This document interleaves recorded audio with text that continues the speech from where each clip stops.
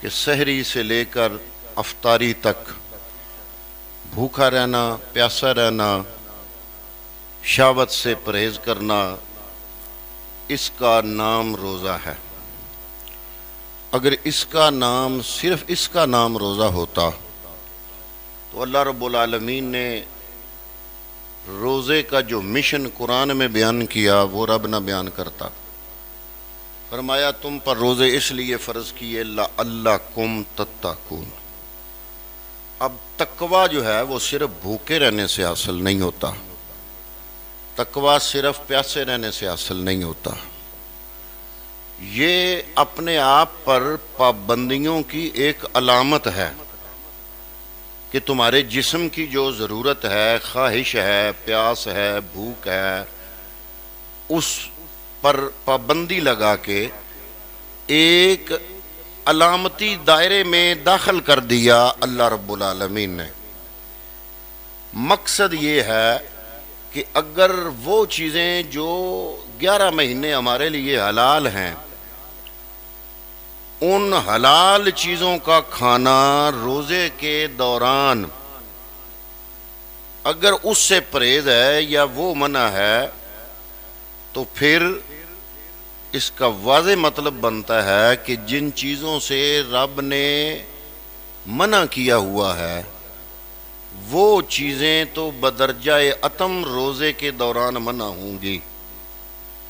یعنی کہ جو چیزیں حلال ہیں، کھانا پینا جن کا حلال ہے، ان پہ اگر پابندی ہے روزے کے دوران، تو جن چیزوں کو رب نے کیا وہی حرام ہے ہم پر، جن چیزوں سے ہمیں روزے کے علاوہ بھی منع کیا ہوا ہے، تو روزہ رکھ کے وہ چیزیں اپنانا گویا کہ اس بندے نے روزے کا مقصد پورا نہیں کیا۔ بخاری شریف کی حدیث پاک ہے، حدیث کا نمبر ہے 1903۔ حضور نبی کریم نے فرمایا من لم یدع قول الزور والعمل بہ، جو شخص جھوٹ اور برے کام نہ چھوڑے، فلیس للہ حاجۃ فی ان یدع طعامہ و شرابہ، اللہ تعالیٰ کو اس کے کھانا پینا چھوڑنے کی کوئی ضرورت نہیں۔ مطلب یہ ہے کہ رب یہ فرما رہا ہے کہ یہ تو علامتی پابندی ہے تم پر، جو جسمانی پیاس بھوک اس پر رکاوٹ ہے، پابندی ہے کہ چاہے بھوک لگی ہے کھانا نہیں کھانا، پیاس لگی ہے پانی نہیں پینا، یہ ایک علامتی پابندی ہے، یہ جسمانی پابندی ہے۔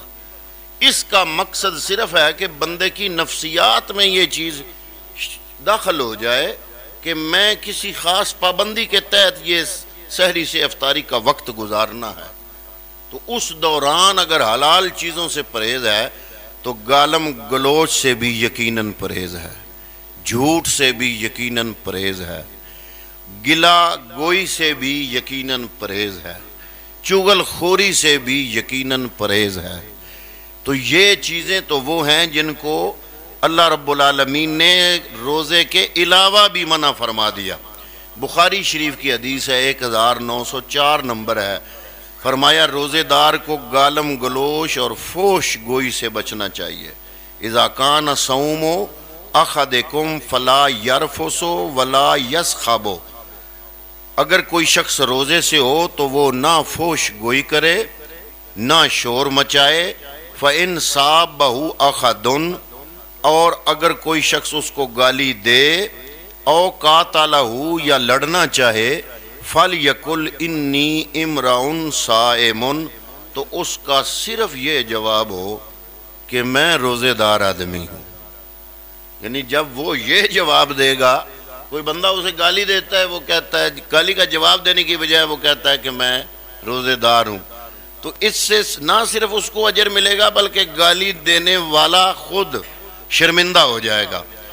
تو حضور نبی کریم نے فرمایا کہ روزہ صرف پیٹ کا نہیں، روزہ صرف شرمگاہ کا نہیں، روزہ جو ہے وہ انسان کے ایک ایک جزو کا ہے۔ حضرت جابر رضی اللہ تعالیٰ عنہ نے ارشاد فرمایا اذا صمت فلیصم سمعک، جب تم روزہ رکھو تو تو تمہارے کانوں کا بھی روزہ ہو، وبصروں کا تمہاری آنکھوں کا بھی روزہ ہو، ولسانوں کا انل کاذب تمہارے زبان کا جھوٹ سے روزہ ہو، والمعصم اور ہر گناہ سے تمہاری اس زبان کا بھی روزہ ہو، ودا ازل خادم اور اپنا جو تمہارا نوکر ہے خادم ہے اس کو تکلیف سے بچاؤ، وَلْيَكُنْ عَلَيْكَ وَقَارٌ اور جس دن تمہارا روزہ ہو اس دن وقار اور سنجیدگی کا مظاہرہ کرو، علیکا وقارٌ وسکینۃ، بڑے خوبصورت لفظ ہیں۔ فرمایا جس دن تمہارا روزہ ہو تمہاری فطرت سے وقار چھلک رہا ہو، سنجیدگی چھلک رہی ہو، یعنی سنجیدگی اور وقار کی شخصیت تمہاری بنی ہوئی ہو۔ اور فرمایا جس دن تمہارا روزہ ہو وہ دن، فرمایا یوم صیام کا ولا تجل یوم فطر کا و یوم صیام کا سواء، وہ دن جس دن تمہارا روزہ ہو اور وہ دن جس دن تمہارا روزہ نہ ہو، یہ دونوں برابر نہیں ہونے چاہیے۔ بڑا خوبصورت اور بڑا گہرا پیغام ہے۔ فرمایا جس دن تمہارا روزہ ہو وہ دن اور جس دن تمہارا روزہ نہ ہو وہ دن، یہ دونوں دن تمہارے برابر نہیں ہونے چاہیے۔ مصنف ابن ابی شیبہ، حدیث کا نمبر ہے 8880۔ تو روزہ جو ہے یہ ہے اصل میں روح کا روزہ۔ روزہ رکھنے سے روح پاک ہوتی ہے، دل میں اللہ تعالیٰ کا خوف پیدا ہوتا ہے، امیر لوگوں کو غریبوں کے دکھ درد اور بھوک اور پیاس کا احساس ہوتا ہے۔ رمضان کا پورا مہینہ روزہ کے ذریعے مسلمان کو گناہ چھوڑنے کی مشق کرائی جاتی ہے۔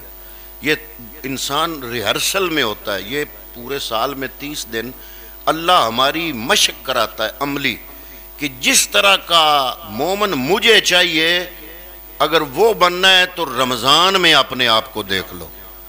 تو وہ رمضان والا جو مسلمان ہے، میں رب ایسا مسلمان چاہتا ہوں، یہ ایک ریہرسل ہے۔ تو گناہ ہر حال میں برا ہے، لیکن روزے میں گناہ یہ تو بہت زیادہ برا ہے۔ روزہ انسان کو بہت ساری جسمانی بیماریوں سے نہیں بچاتا، یہ روحانی بیماریوں سے بھی بچاتا ہے۔ اگر روزہ رکھا، بھوک اور پیاسی ہوئی، عادت نہ بدلی، فطرت نہ بدلی، اٹھنا بیٹھنا نہ بدلا، لہجہ زندگی گزارنے کا نہ بدلا، تو پھر ہم بہت زیادہ معرومی کا شکار ہو جائیں گے۔ اس رمضان سے ہمیں بھوک اور پیاس ملے گی اور کچھ نہیں ملے گا۔ دعا کرتے ہیں اللہ رب العالمین ہمیں روزے کی حقیقت کو سمجھنے کی توفیق عطا فرمائے۔ آج میری گفتگو کا عنوان